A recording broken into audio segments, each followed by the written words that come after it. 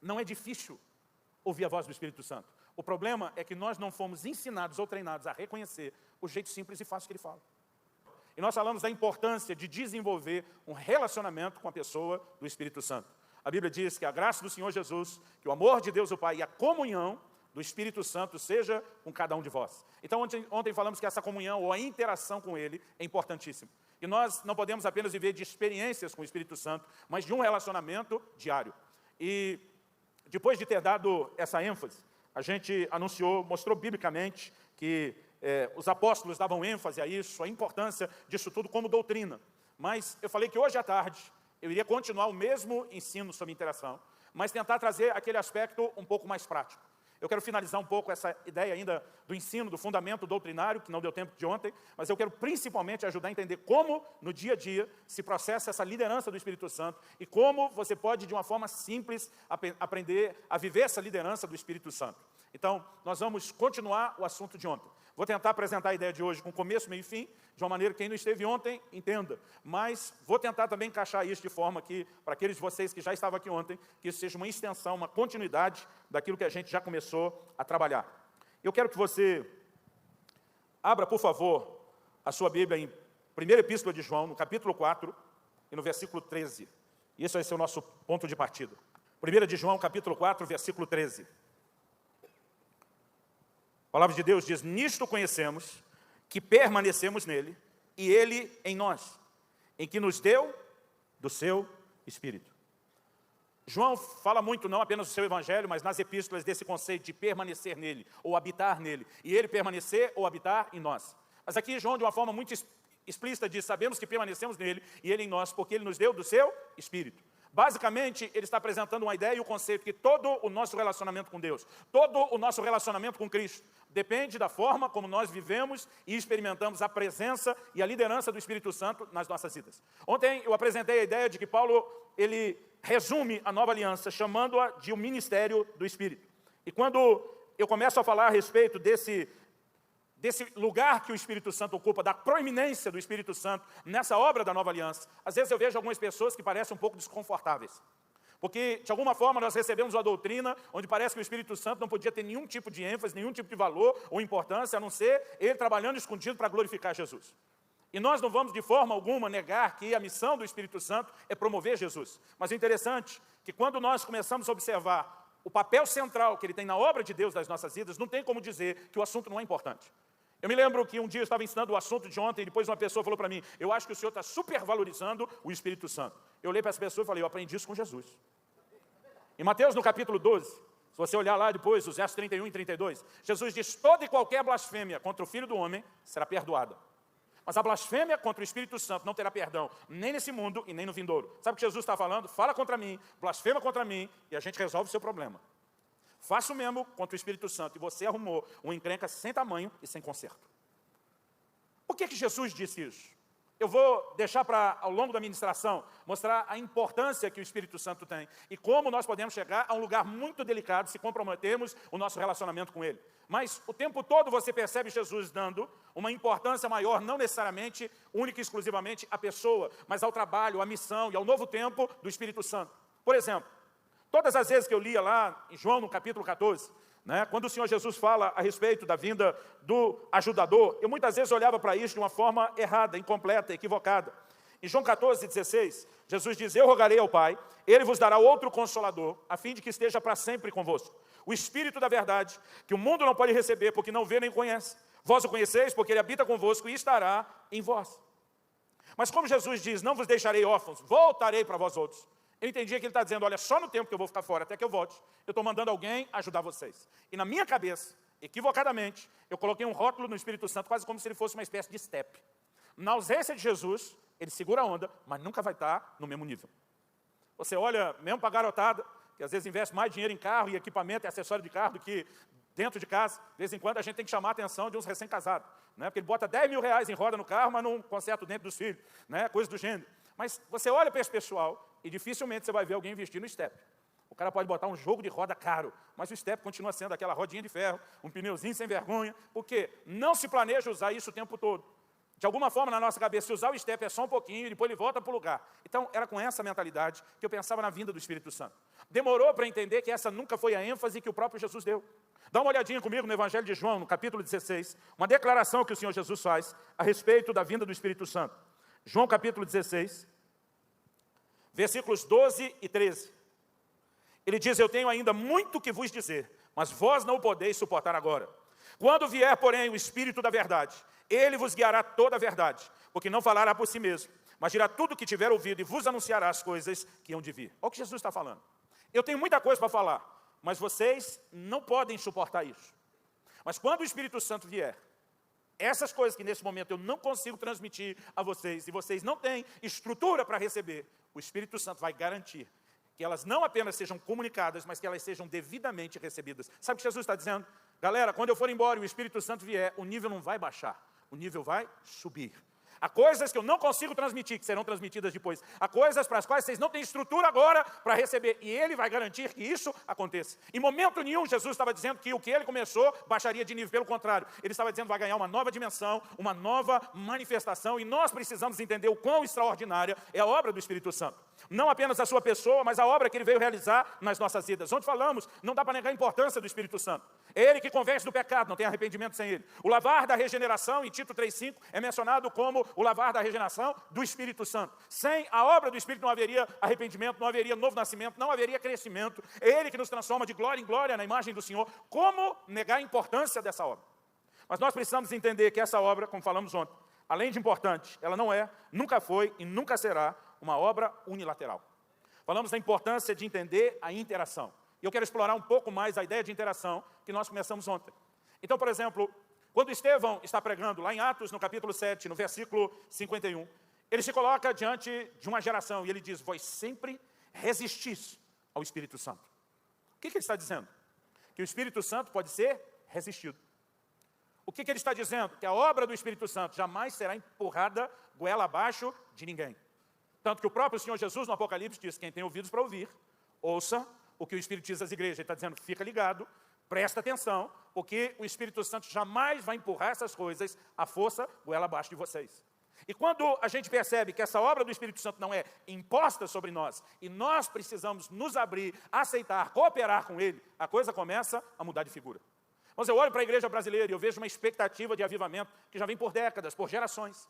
Mas eu acredito que a nossa expectativa de avivamento, ela ainda tem um elemento de fantasia, de utopia.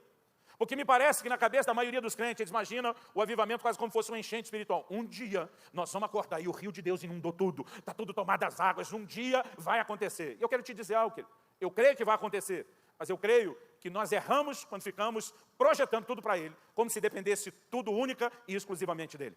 Eu gosto dessa ideia do rio. A Bíblia diz, há um rio cujas correntes alegram a cidade de Deus. Na visão de Ezequiel, lá no capítulo 47 do livro de Ezequiel, nós temos um rio que ele emana do santuário de Deus. O livro de Apocalipse relaciona isso com o trono de Deus. Então o rio não só emana do lugar da presença do Senhor, mas ele tem o poder de realizar coisas que só Deus pode fazer. Em Ezequiel 47, ele diz que por onde esse rio passa, tudo volta a viver. Ele diz, inclusive, quando as águas desse rio tocarem as águas do Mar Morto, ele diz, haverá enxames de peixe, né? Haverá cardumes de peixe, haverá uma multidão, a vida será restaurada. Eu não sei se você conhece o Mar Morto, presencialmente ou por informação, mas eu gosto de dizer que o Mar Morto não é só morto, ele é morto e matador. A densidade de sal é tão grande que muito poucas bactérias sobrevivem ali. Quando você chega antes de entrar, normalmente o guia, né, turístico vai brincar lá e diz, olha, dependendo do tipo de micose que você tiver no pé, a hora de curar é agora. Porque a densidade de sal é tão grande que mata um monte de bactéria.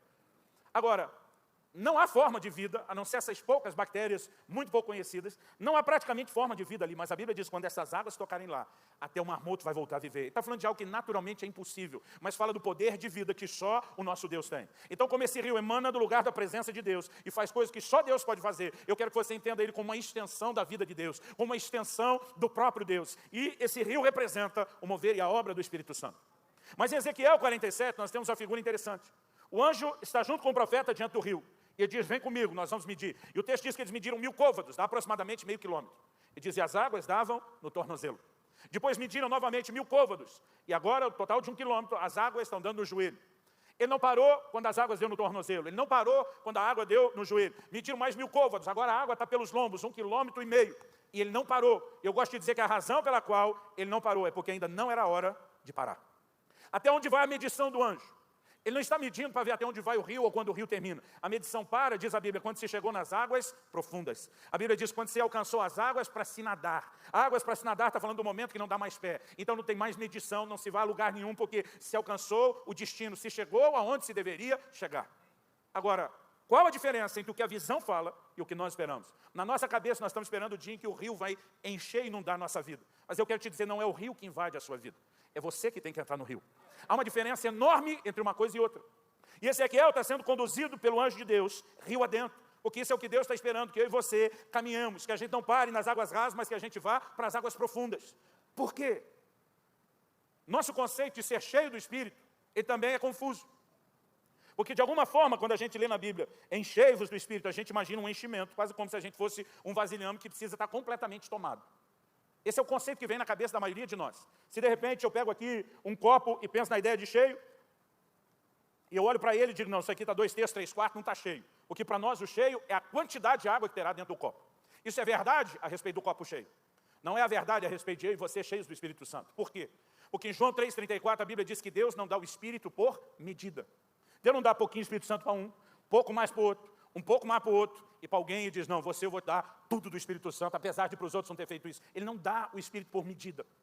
Então Deus nunca esteve falando sobre quanto você tem do Espírito Santo. A ideia de cheio na Bíblia é completamente tomado. Em outras palavras, não é quanto você tem do Espírito Santo, é quanto o Espírito Santo tem de você. Porque ele não é divisível. E eu quero que você entenda a mesma figura no rio. O que acontece? Quando a água está no tornozelo, você pode pensar, eu tenho tanto de água. Eu acho que Deus está pensando, eu tenho tanto de você. À medida que você avança, água no joelho, talvez você pense, eu tenho mais água. E Deus está pensando, eu tenho mais de você. E aí você avança ainda mais, e você está com a água nos lombos. Talvez você pense, agora eu tenho mais água. Mas Deus está pensando, agora eu tenho mais dele. Mas deixa eu te dizer uma coisa, quando a água está no tornozelo, quando está no joelho, quando está no lombo, você pode estar pensando, eu tenho mais água. Ou Deus pode estar pensando, eu tenho mais de você. Mas você ainda está com o pé no chão. Quem se governa é você. Você diz, eu vou para cá, eu vou para lá. Mas quando você chega nas águas profundas, as águas para se nadar e não dá mais pé, não é mais você que se governa. Agora é o rio que te carrega. Irmão, entrar nesse lugar das águas profundas significa perder o controle. Significa rendição completa, significa não só você ter mais dele, mas ele ter mais de você. E quando nós falamos de interação, não é apenas cooperar com o Espírito Santo para que ele faça. Essa cooperação envolve ou resisti-lo e não nos entregar, ou colocarmos a resistência abaixo e nos rendemos cada vez mais. Eu quero que você não pense apenas no trabalho conjunto. Eu quero que a ideia de interação seja na sua cabeça, além de cooperar com ele, o conceito de render-se plenamente a ele. Quando Estevão está dizendo, vós sempre resistis ao Espírito Santo, ele está dizendo que o Espírito Santo pode ser resistido. Isso significa o quê? Que a obra dele não é unilateral. A obra dele não será feita à força. Agora, a pergunta a ser feita é, o que acontece comigo e com você quando nós não interagimos? Há dimensões nessa interação ou nessa falha nossa para com a interação. Em Efésios 4,30 a Bíblia diz, e não entristeçais o Espírito Santo de Deus, com o qual fostes selados para o dia da redenção. Às vezes eu pensava na ideia de um Espírito Santo assim, que ele era quase melindroso. Que ele era assim tão emotivo que talvez ele não tivesse estrutura para suportar muita coisa. Não é disso que Deus está falando. Deus não está falando que ele é uma pessoa exageradamente sensível e que ele vai se entristecer por quase nada. A Bíblia está dizendo simplesmente para não entristecê-lo. Em momento nenhum ela fala de quão emotivo ou de quão sensível ele é. Nós começamos a criar interpretações humanas, a partir do nosso comportamento, do que talvez seria a forma do Espírito Santo agir. O que Deus está dizendo é que nós podemos entristecê-lo, ponto. Assim como qualquer um de nós pode ser entristecido. Normalmente, quando alguém que amamos, normalmente, quando alguém a quem nos devotamos, não nos dá resposta. E nós precisamos compreender que quando Deus está dizendo não entristeça o Espírito Santo, Deus não está preocupado com as emoções do Espírito Santo. Deus não está dizendo, coitadinho, ele é tão frágil, ele é tão sensível, que se você machucá-lo, ele vai ficar pelos cantos da igreja chorando. Irmão, o Espírito Santo é Deus, ele é completo e absoluto em si mesmo. Ele não tem necessidade de nada. Ele não precisa que você se comporte de uma maneira que o preencha, não é isso. Quando a Bíblia está falando para não entristecê-lo, é que quem vai perder nessa história, se entristecê-lo, é você. Porque ao entristecê-lo, você vai impedir que a obra dele seja feita na sua vida como deveria acontecer. Você vai deixar de provar mais dele, e quem vai perder nessa história é você. Agora, nós precisamos ter a mentalidade correta e enxergar o todo dessa interação. O Espírito Santo ele pode não apenas ser entristecido. A palavra de Deus diz lá no livro de Tiago, no capítulo 4, nos versículos 4 e 5, que o Espírito Santo pode ser enciumado. Todos esses textos definem um relacionamento pessoal e efeitos negativos que nós podemos causar. Eu quero que você abra lá comigo em Tiago, no capítulo 4 e no versículo 4. Eu estava uma certa ocasião numa igreja, e durante o período do louvor, alguém cantou aquela música, me ama, e tem aquele momento que diz, ele tem ciúmes de mim. Eu estava do lado de um camarada, falou, um absurdo essa letra. Olhei para ele e falei, por quê? Falei, vim com essa história de que Deus fica enciumado, fazer de Deus como se ele fosse um mero homem carnal. E tem essas pessoas que eles se acham no controle de qualidade do corpo de Cristo, que nada poderia ser cantado ou pregado sem a aprovação deles. Eu estou olhando para o cara e falei, pois é, alguém tinha que ter falado isso para o Tiago. Aí ele falou para mim, Tiago é o autor da música? Eu falei, não, cabeção, o apóstolo Tiago que escreveu o que a música está cantando. Aí ele olha para mim e diz, está na Bíblia, é? E é essa hora que você tem que morder a língua para não dizer tudo o que você está pensando. Porque minha vontade é dizer, tu se acha no controle de qualidade do corpo de Cristo e não sabe nem o que está escrito na Bíblia. Tiago, capítulo 4, versículo 5, fala a respeito dele ter ciúmes de nós. Mas antes de mexer no versículo 5, que fala dos ciúmes, eu quero que a gente olhe para o versículo 4. Minha versão atualizada, ela diz infiéis. A versão que está ali projetada na tela NVI traduziu exatamente o que está no original grego, que é a palavra moichos, significa adúlteros. Pastor, a palavra infiel está errado? Não, mas está falando de um tipo específico de infiel. Aquele que é infiel à aliança do casamento. Aquele que é infiel ao pacto matrimonial. E ele não usou essa palavra quando existem outras palavras para outros tipos de infidelidade à toa. Então ele diz lá, adúlteros, vocês não sabem que a amizade com o mundo é inimizade com Deus? Quem quer ser amigo do mundo, faça inimigo de Deus. Versículo 5. Ou vocês acham que é sem razão que a Escritura diz que o Espírito que Ele fez habitar em nós tem fortes ciúmes? Você não vai entender a ideia de ciúme explorada no versículo 5, se você não trabalhar a ideia que está sendo construída desde o versículo anterior, o versículo 4. Então agora eu quero que você pense algo comigo. Imagine no lugar desse tripé aqui, a figura do Senhor Jesus. Imagine no lugar onde eu estou, do lado de cá, a igreja, nós, os santos, os fiéis, que somos chamados na Bíblia de a noiva do Cordeiro. Então a palavra de Deus apresenta uma relação entre Jesus e a igreja, de uma forma que eu e você possamos entender que é a relação romântica entre um homem e uma mulher. A Bíblia fala de um nível de amor e de devoção um ao outro, com as mesmas figuras que eu e você conhecemos de uma cena de um romance entre um homem e uma mulher. Agora, o texto está dizendo adúlteros. Qual é a ideia que ele está explorando? Ele está falando de alguém que deveria estar completamente comprometido com outro, com quem se casou, ou mesmo naqueles dias quando já estava prometido em casamento, mas que de alguma forma está quebrando essa aliança.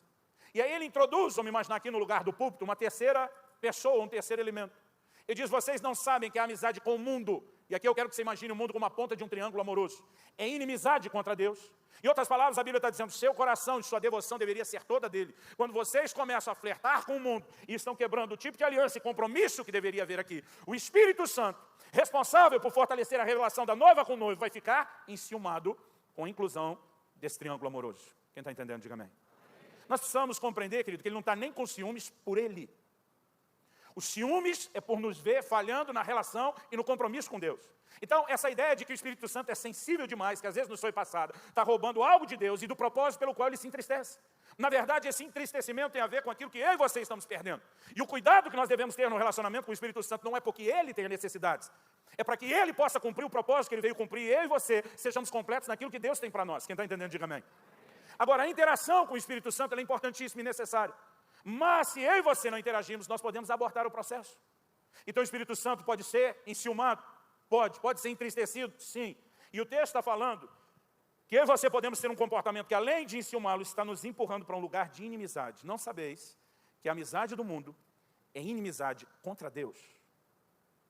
Paulo, escrevendo aos Romanos, fala no capítulo 8, que o nosso envolvimento com a carne é inimizade contra Deus.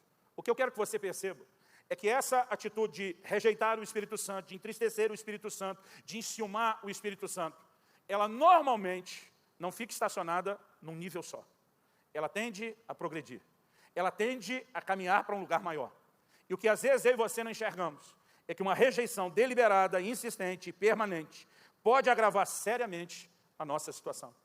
Em 1 Tessalonicenses, no capítulo 5, no versículo 19, Paulo diz, não apagueis ou não extingais o Espírito.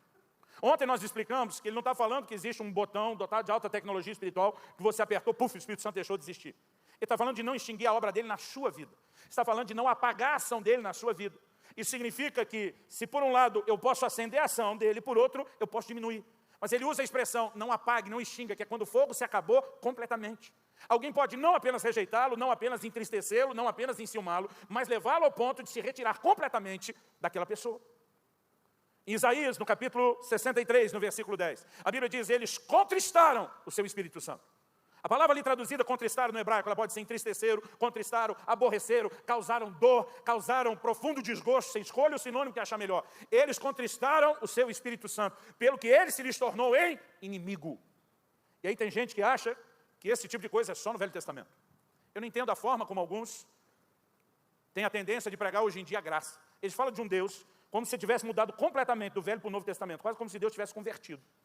Deus era ruim no Velho Testamento, ficou bom no Novo Testamento. Irmão, esse Deus já dizia desde a velha aliança, eu, Senhor, não mudo. A natureza de Deus não mudou, o caráter de Deus não mudou, os atributos de Deus não mudaram. O que houve uma progressão foi no nível de revelação dele. Isso não significa nenhum tipo de mudança. Outro dia, alguém me falou, esse negócio de juízo que vocês estão pregando, é coisa só do Velho Testamento. Falei para ele, alguém tinha que ter avisado Ananias e Safira. Morreram à toa. Alguém tinha que ter avisado aquelas igrejas da Ásia. Porque o Senhor Jesus disse, se você não se arrepender, eu te boto de cama, eu mato seus filhos. Quem foi que disse que não existe juízo na nova aliança?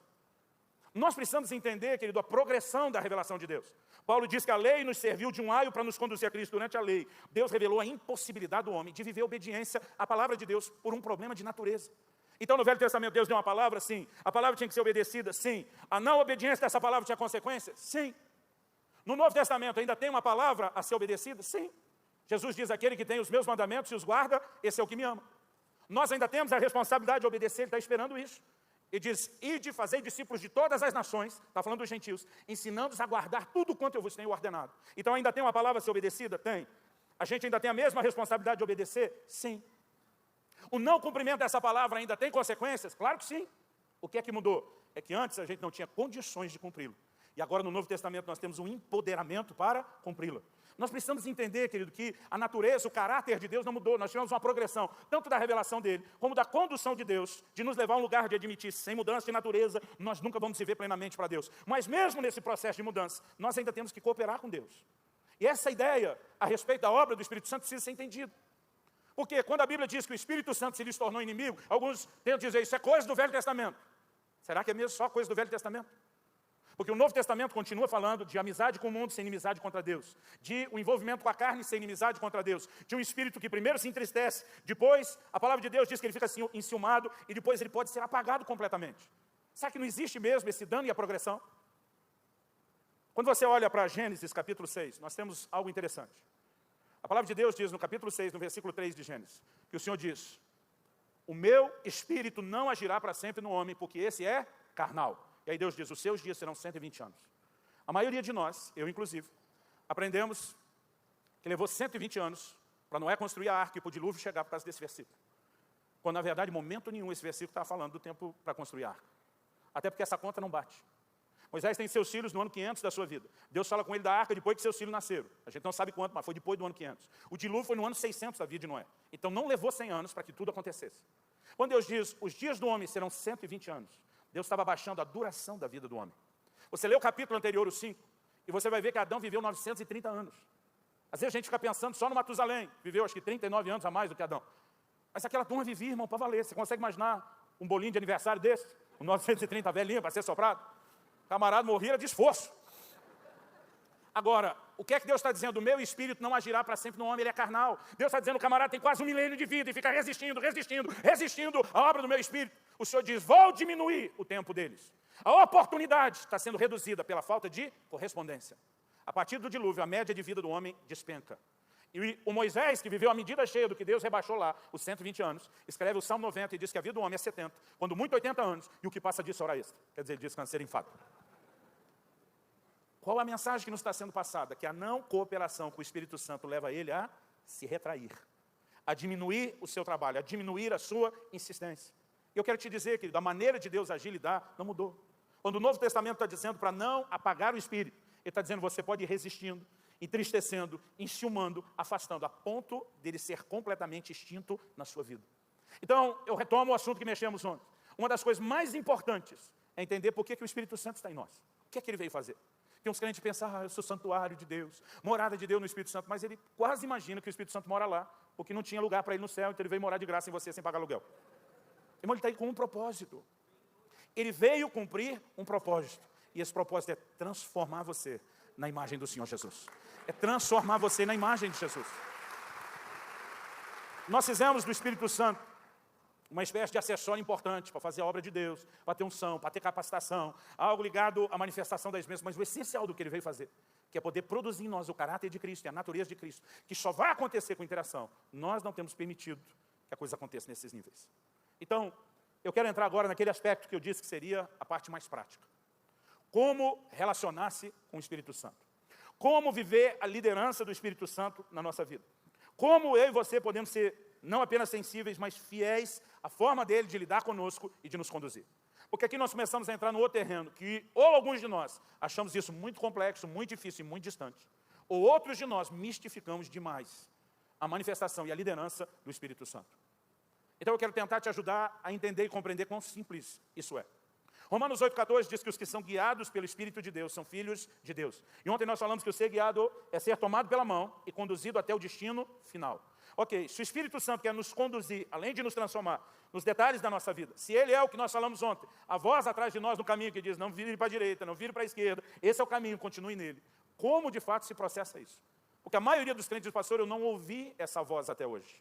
Eu nunca tive uma experiência com a voz audível de Deus. O que é essa voz no caminho? Eu acredito que isso é o que nós mais precisamos simplificar. Eu tive uma experiência uma vez de ouvir uma voz. Eu não me lembro se eu tinha 11 ou 12 anos de idade. Mas eu tinha um problema no joelho esquerdo, que muitas vezes quando eu precisava do ponto de apoio, ele falhava. Eu estava naquele dia jogando, alguém brincou certa ocasião num livro, não me lembro qual, desses famosos da literatura brasileira, que riqueza de pobre é filho. E eu cresci num bairro, irmão, que era gente demais, era molecada demais na rua. Então assim, cada rua, às vezes cada quadra, tinha o seu time de futebol. E às vezes tinha uma eliminatória entre as ruas para fazer a seleção do bairro, que ia disputar com os outros bairros. E uma dessas ocasiões eu sobrevivi à peneira e consegui entrar na seleção do bairro. Era uma oportunidade única, daquelas que burguês julgava de quichute. Lembra disso, Davi? Quichute. E quem não tinha muita grana jogava descalço. Jogo de camisa era todo mundo com a camisa do mesmo supermercado ou do mesmo político. Aí eu me lembro que eu tive essa chance. E nesse dia, além de ter a chance de estar lá jogando, eu recebi um lançamento daqueles açucarados que me deixaram na cara do gol. Era eu e o goleiro. Eu nunca fui um grande driblador, mas com a bola parada, com a bola em movimento, eu me dava bem. E quando o goleiro saiu, eu dei-lhe uma finta das boas, e era eu e o gol, era empurrar para dentro, e meu joelho falhou. E quando falhou, eu caí. E quando eu caí, eu assisti aquela bola correndo para o lado de fora. Eu tomei a vaia, foi da torcida, foi do meu time, foi de todo mundo. Eu lembro que eu fiquei muito aborrecido. Eu não me lembro se eu esperei o jogo terminar. Mas eu fui embora reclamando com Deus. Porque o crente de verdade, ele ou bota a culpa no diabo ou em Deus. Ele vai culpar alguém. Eu lembro que eu saí dali reclamando. Falei, Deus, eu devo ser o único daqui que te teme, o único daqui que te serve. Os maconheiros estão botando bola no gol, na rede, uma atrás da outra. Eu tenho uma chance daquela e você me deixa passar uma vergonha dessa, uma humilhação dessa. E eu estava assim, aborrecido. E naquela hora eu ouvi uma voz. Aquela voz disse, eu toquei o seu joelho, como eu toquei a coxa de Jacó. Porque eu não te chamei para o futebol, eu te chamei para a minha obra. Irmão, a discussão acabou, fiquei com medo, não falei mais nada. Mas por causa daquilo, a vida inteira eu pensei, o dia que Deus falar, é uma voz. Então o tempo passou, os anos se passaram, agora fui cheio do Espírito Santo. E quando fui cheio do Espírito Santo, porque eu nasci e fui criado naquele tipo de igreja que quase dá a entender que o Espírito Santo foi sepultado junto com o último dos apóstolos. Que tudo aquilo que você lia no livro de Atos era só para aquela época, acabou tudo, e Deus não faz mais nada disso. Mas quando eu fui cheio do Espírito Santo, eu vi um pregador dizendo, se você quer ser uma águia, ande com as águias, quer ser uma galinha, fique com elas. Eu olhei para aquela turma onde me criei e falei, são gente boa, mas espiritualmente falando, um bando de galinha que não vai a lugar nenhum. Eu quero colar nas águias. Eu comecei a correr atrás de quem estava vivendo intensamente o sobrenatural. E nesse ambiente eu comecei a ver coisas que eu nunca imaginei ser possível Deus fazer nos nossos dias. E eu estava empolgado com aquilo tudo. E eu comecei a andar perto de um camarada que volta e meia ele dizia, o Senhor me disse, Deus falou. E apesar de eu ter sido treinado para duvidar dessas coisas, Deus usava tanto a vida daquele cara que chegou uma hora que eu não duvidava mais nada daquilo. Ele mesmo me deu uma palavra profética que foi assim de arrebentar. Eu lembro de um dia que eu procurei ele, cheguei para ele e falei, amigo, que Deus te usa eu já não tenho mais dúvida. Quando você fala, Deus me disse, eu já nem duvido mais de tanta coisa que eu vi acontecer. Eu falei, mas já que você é bom mesmo no negócio, sabe que você podia me ensinar as manhas da coisa? Porque eu também queria profetizar. Eu também queria falar da parte de Deus que nem você fala. Sabe que você pode me ensinar o caminho das pedras, me dar as manhas do negócio? Ele começou a rir. Eu falei, não, não ri não, cara, me ensina esse negócio. Ele falou, Luciano, não é esse negócio de manha do jeito que você está pensando. Eu falei, você sabe alguma coisa que eu não sei. Funciona para você, não funciona para mim, me ajuda. Ele olhou para mim, Porque eu comecei a fazer perguntas absurdas. Eu falei para ele, como que é a voz de Deus? É voz de homem? É voz de mulher? É sempre a mesma voz? Né? Porque eu imaginava algo parecido com aquela experiência que eu tive. E às vezes nós criamos o que eu chamo da teologia da experiência. O cara teve uma experiência, propaga a experiência dele, e o que ele está ensinando é a teologia da experiência, não é o que a Bíblia diz. Aí eu começo a perguntar e ele está rindo. Ele falou, Luciano, 2 ou 3 vezes na minha vida apenas, eu vi a voz audível. A maior parte do tempo não é assim. É algo mais simples. E ele começou a dizer, eu não ouço com o meu ouvido. Eu lembro que eu perguntei, mas você não ouve com o ouvido, você ouve com o quê? Ele falou, não, Deus fala comigo do lado de dentro. Eu falei, então você tem um ouvido lá de dentro. Ele falou, não, não é isso. É uma impressão, irmão. 30 anos atrás, eu tinha 15 anos de idade. Impressão para mim era coisa de gráfica. Eu falei, cara, não estou entendendo. Ele falou, ó, simplifica, imagina algo interior, sem nada espetacular. Tira os fogos de artifício da sua cabeça, tudo que é místico. Eu falei, imagina algo tão simples dentro de você, que chega a ser parecido com um pensamento ou um sentimento. Quando ele falou isso, me ofendeu. A verdade foi como se alguém chutasse os castelinhos de areia que eu estava fantasiando na minha cabeça. Eu lembro que eu falei, mas você é tão parecido com um pensamento ou sentimento? O que garante que não é você pensando ou sentindo? Ele olhou para mim e falou, aquela palavra que eu te dei era eu pensando ou sentindo? Eu falei, não, aquela foi boa pra caramba, não tinha como ser você pensando ou sentindo, porque você não sabia nada daquilo. Ele falou, Luciano, o seu problema e o da maioria da igreja é mistificar demais a maneira de Deus falar. E diz o que você tem que entender que é simples, mais simples do que você imagina. Ele falou, deixa eu te ajudar a entender isso de outra forma. Ele me perguntou, você tem certeza da sua salvação? Eu falei, isso eu tenho. Eu falei, se você saísse da igreja agora, ele foi bem dramático, e uma carreta, uma jamanta carregada te atropelasse, fizesse picadinho de você. Você tem certeza que você está salvo? Eu falei, tenho. Eu falei, como é que você sabe disso? Jesus alguma vez te apareceu para dizer, você está mesmo salvo, meu filho. Eu te garanti com o meu sangue, tu está dentro. Eu falei, não, Jesus nunca me apareceu. Ele falou, talvez um anjo te apareceu. Te mostrou uma cópia autenticada do livro da vida. Falou, número de protocolo tal, apresenta na entrada. Eu falei, não, não vi o anjo, não vi o livro. Ele falou, pelo menos você viu o céu. Eu falei, também não vi o céu. Ele falou, você nunca viu nada. Eu falei, não. Ele falou, pelo menos você ouviu uma voz de trombeta anunciando seu nome e sua inclusão. Eu falei, não vi, não ouvi. Eu lembro que ele olhou para mim e falou, então como é que você sabe que você está salvo? E a resposta que eu dei para ele, eu dou até hoje. Eu falei, eu sei porque sei porque sei. Se fosse hoje eu teria dito, como é que eu sei? Não sei, só sei que eu sei. O que eu sabia, que eu sabia, que eu sabia. Eu só não sabia como é que eu sabia. Mas que eu sabia, eu sabia. E ele olhou para mim e falou, e você tem certeza que está salvo? Eu falei, tenho, eu sei que eu estou, só não sei te explicar como. Só não sei de onde vem tanta sabeção e sabimento. Mas eu sei. Então eu lembro que ele olhou para mim e falou, eu vou te mostrar pela palavra de Deus qual é a fonte da sua sapiência. Só para mostrar que eu aprendi a palavra certa, né, irmãos? Não tem sabeção e sabimento. É sapiência. Eu falei, vou te mostrar a fonte da sua sapiência. E ele me levou para Romanos 8,16. O Espírito testifica com o nosso Espírito que nós somos filhos de Deus. Como é que você sabe? E sabe que sabe que sabe, sem saber como é que você sabe. Porque há um testemunho do Espírito Santo dentro de você. O testemunho não é necessariamente uma voz. O testemunho não é necessariamente uma visão. É uma confirmação interior. Você tem uma garantia, uma certeza dentro de você. Eu sei que eu fui salvo. Eu sei que eu sou parte da família. Eu sei o que é que me aguarda. E ele disse, se a maioria das pessoas entendesse que o Espírito Santo pode falar sem uma voz audível, sem uma visão espetacular, só por meio de uma convicção interior, tudo seria diferente. Com o tempo eu comecei a entender a doutrina bíblica do assunto. Esse livro que eu encorajei vocês, como ser dirigido pelo Espírito de Deus, me ajudou muito. Ele mostra Provérbios 20 e 27, que diz, o Espírito do homem é a lâmpada do Senhor. É o lugar onde o Espírito Santo nos dirige, onde Ele fala conosco, é onde Ele se comunica conosco. Mas até então eu ficava esperando essa coisa da voz audível e espetacular. E naquele dia Ele começou a me instruir, falou, o que eu vou te dizer agora vai te ajudar a entender não só como mover nos dons, mas vai te ajudar a entender como relacionar-se com o Espírito Santo. E ele diz, esse testemunho é uma das formas de Deus falar a respeito da sua salvação, sim. Mas se num assunto desse, da segurança eterna do crente, Deus decidiu falar não por meio de uma voz audível, não por meio de uma visão espetacular, mas por meio de um testemunho interior simples. Ele falou, o que te faz pensar que Ele não pode falar da mesma forma em outros momentos da sua vida, da sua caminhada?